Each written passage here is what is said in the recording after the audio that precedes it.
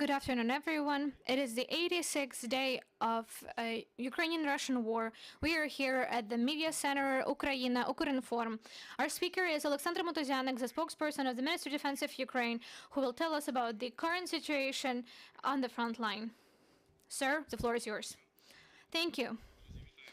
Hello, friends. I'm happy to welcome all of you here. I would like to present you the information on the current situation regarding the Russian aggression against Ukraine as of May 20th, 12 o'clock. The current situation in combat areas remains tense, with signs of further escalation. Russian occupation forces are concentrating intense fire along the entire line of contact and are attempting to use artillery to strike deep into the rear of the positions of Ukrainian forces in the Donetsk operational direction and along the Slovyansk axis. The adversary continues to concentrate forces on holding the occupied positions, carry out reconnaissance, building fortifications, replenishing ammunition, fuel, oil, servicing vehicles and weapon systems, and is attempting to improve the tactical positions along certain axes. Moreover, the aggressor is defining new locations to launch missiles targeting the territory of Ukraine. As our reconnaissance found out, Russian crews of long-range bombers Tu-22M3 are practicing missile launches from the aerial space about the northern part of the temporarily occupied territory of the Autonomous Republic of Crimea. Currently, I will provide you some more information along the main axis and operational zones. Along the Kharkiv axis, the armed forces of Ukraine are deterring the units of the 6th Army of the Western Military District, 41st Army of the Central Military District, and coastal units of the Baltic Fleet of the Armed Forces of the Russian Federation. There, the adversary attempts to hold the occupied positions and continues to actively use artillery systems. The occupational forces have shelled the settlement of Dementivka, which is 27 kilometers north of Kharkiv. Along the Slovyansk axis, our forces are repelling the advance of Russian units from the 1st Tank Army, 20th Army, coastal units of the Baltic Fleet, 29th, 35th, 36th Armies, as well as 68th Army Corps, and the airborne forces of the Russian Federation.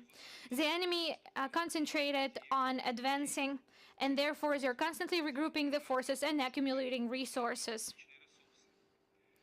The adversary continues to use artillery along the line of contact south and southwest of the city of Izum.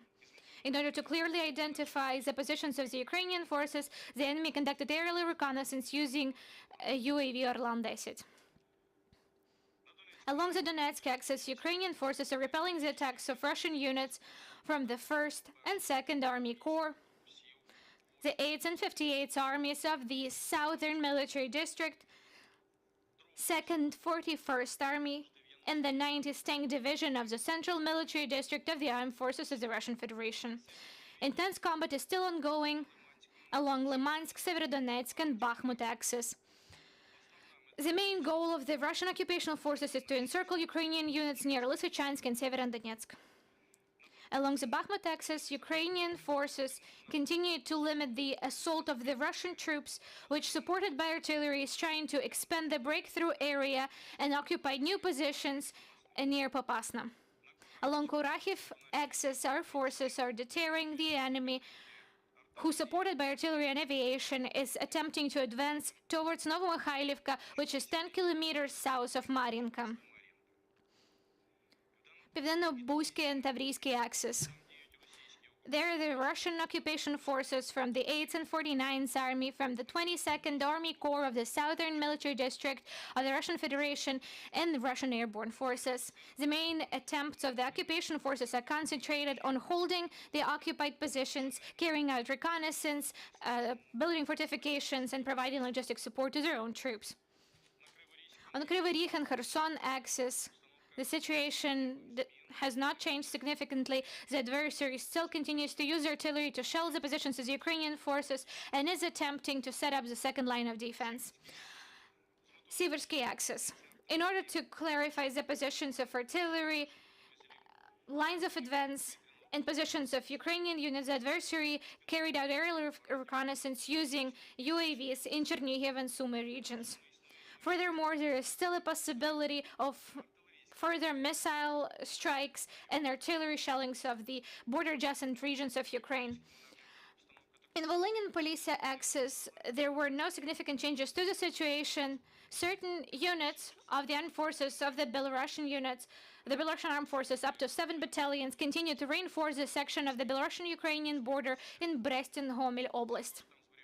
There's still a high threat of missile strikes and air strikes from the Belarusian territory targeting infrastructure facilities on the Ukrainian territory. Chornomorsk and Azov operational zones.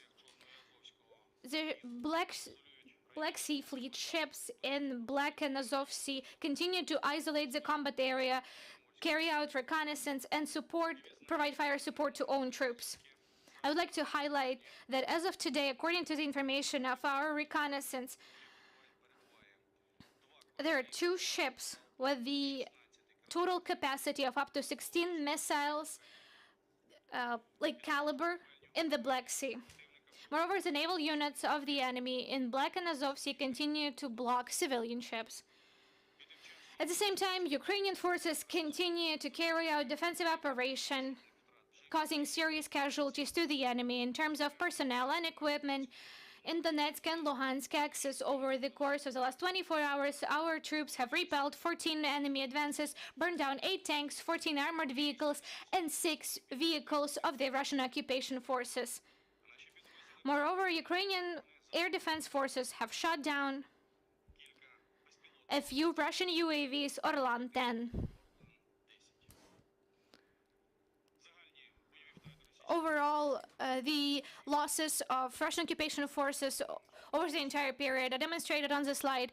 That is all from me. Glory to Ukraine. Glory to the heroes. Thank you so much, Mr. Motuzianyk. Are there any questions from the audience, please? Could you please tell us how many settlements of Kharkiv are temporarily occupied? Unfortunately, I cannot provide you with this operational information. Along the certain areas of Kharkiv region, Ukrainian forces have pushed towards the border. However, there's still a few settlements that are under control of Russian troops. Are there any more questions? Yes, Viktor Melnikov, CGTN. There was, or maybe there wasn't, an explosion near Kyiv because the mayor's office said that our air defense have neutralized the threat, but okay, friends, let us not forget that the instances of Russian missile or artillery strikes, especially targeting civilian infrastructure in peaceful cities, especially Kyiv, we can only provide that information after 24 or 48 hours. First of all, the information needs to be clarified. And second of all, let's make sure we do not give the enemy information on their effectiveness and the effectiveness of our air defense. So unfortunately, I'm not able to provide that information right now. Are there any more questions?